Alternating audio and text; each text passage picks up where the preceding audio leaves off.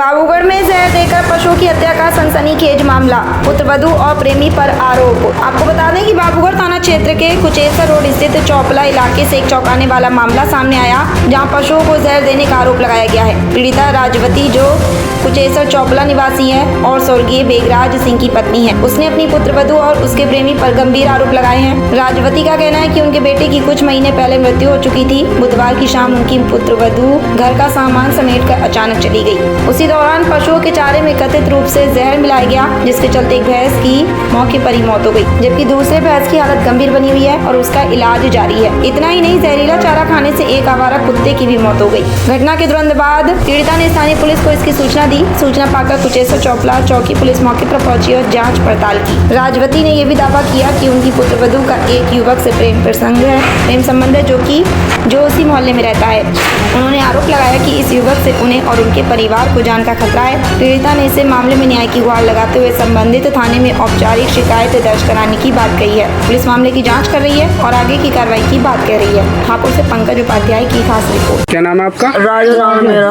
कहाँ के रहने वाले हैं? चौपले के रहने वाले हैं। थाना कौन सा लगता है? थाना बाबूगढ़ थाना लगता है। क्या हुआ है आपके साथ? मेरे साथ हुआ, मेरी बहू किसी से ही मैंने देख ली। देखने पे मैंने पंचायत का ही प्रधान बैठाए, बहू ने कहा क्लियर नहीं रहूँगी। उसकी माँ भी हमने बुला ली, उसकी माँ ने भी नहीं समझाई, मानी नहीं। उसकी माँ ने कही जान दो जहाँ जा रही है। उनने इतने से चावल मेरी कटिया के आगे गिर, कटिया यहीं बन गई है। एक कटिया मर गई, एक कटिया मेरी मराव पड़ी है। मेरी कोई कार्रवाई मैंने नहीं करी है। मैं वैसे झूठ सच्ची कह लगी, मुझे कैदी प्रधान ने हम बैठे हैं। बस इतनी बात मेरी हुई है। पुलिस आई है, 100 नंबर उन्होंने बुलाकर दरवाजे खड़ी कर लेके हंगामा कर रहे हैं। हमने कोई हंगामा नहीं करा। हमारे सब यही है, जितने भी पड़ोसी मोहल्ले वाले सब ने। डॉक्टर बुलाया मैंने, डॉक्टर ने जहर का साबुत करा। अच्छा, कटिया को जहर दिया गया? हाँ जी। और बहू दे के गई है मेरी सरेआम इतने से चावलों में, लोंडिया से गिरवाए चावल सबने देखी, चम्मच में घुमाती थी। हमें ही पता नहीं कि जहर दे रही है। हमें तो नहीं थे बच्चे कुछ चावल गिरी, कभी नहीं गिरा। हमने दरअसल हमारे कटिया का पूरी खा गई। जो आपकी बहू है वो किसके साथ गई है?